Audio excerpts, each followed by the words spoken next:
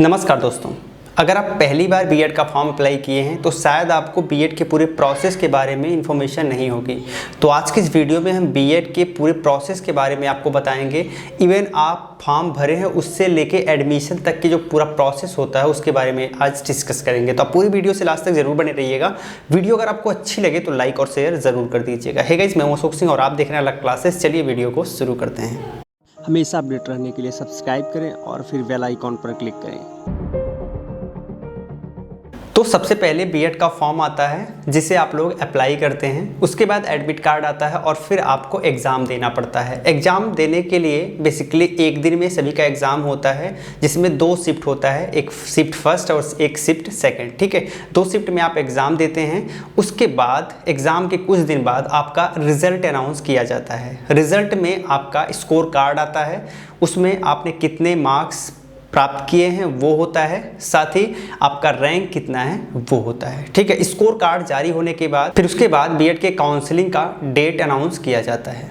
BEd की counselling लगभग 2 से 3 राउंड में होती है। सबसे पहले राउंड में लगभग जितने कैंडिडेट होते हैं उन्हें अवसर दिया जाता है कि आप काउंसलिंग करवाएं। लगभग कैंडिडेट्स फर्स्ट राउंड में काउंसलिंग करवा सकते हैं। फर्स्ट राउंड में काउंसलिंग करवाने के समय आपको 5,000 रुपये फीस पे करना पड़ता है। ठीक है, जो एक प्रकार से समझ सकते हैं सिक्योरिटी फीस है। अगर आपका एडमिशन होता है तो वो फीस आपके जो मेन फीस में मर्ज हो जाएगा, अदरवाइज़ आपको 5,000 रुपये रिफंड हो जाता है अगर आपका एडमिशन नहीं होता है तो। ठीक है, तो वो 5,000 रुपये आपको ऑनलाइन पे करना पड़ेगा। पहले डीडी बनती थी, अब डीडी वाला प्रोसेस समाप्त हो गया। अब सारी चीज़ें ऑनलाइन हो गई हैं तो वो आप ऑनलाइन पे कर सकते हैं। आप अपने अकाउंट से भी पे कर सकते हैं, किसी और के अकाउंट से भी पे कर सकते हैं, लेकिन जो अकाउंट आपको ऐड करना है एटलीस्ट रिफंड के लिए वो आपका अपना अकाउंट होना चाहिए जिससे ईजी वे में आपका पैसा आपको मिल जाए। ठीक है, तो पहले राउंड की काउंसलिंग में आप 5,000 रुपये पे करते हो। जो ज़रूरी डिटेल होती है आप फिल करते हो।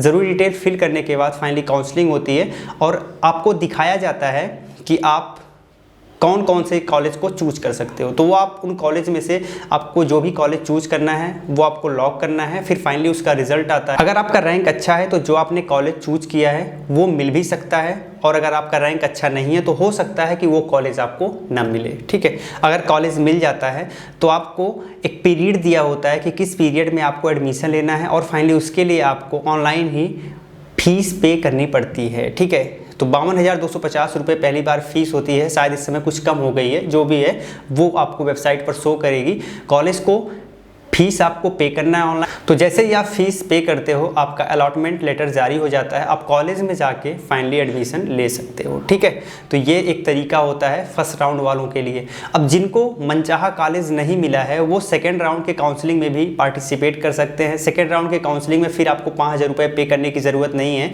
लेकिन किसी कारणवश अगर आप फर्स्ट राउंड के काउंसलिंग में शामिल नहीं हो पाए हैं तो आप सेकेंड राउंड के काउंसलिंग में भी बैठ सकते हैं उस 5,000 रुपये को सेकेंड राउंड में पे करके। ठीक है, तो ये एक तरीका होता है। अगर आपने पहले फर्स्ट राउंड में पे कर दिया तो सेकंड राउंड में आपको पे करने की ज़रूरत नहीं है।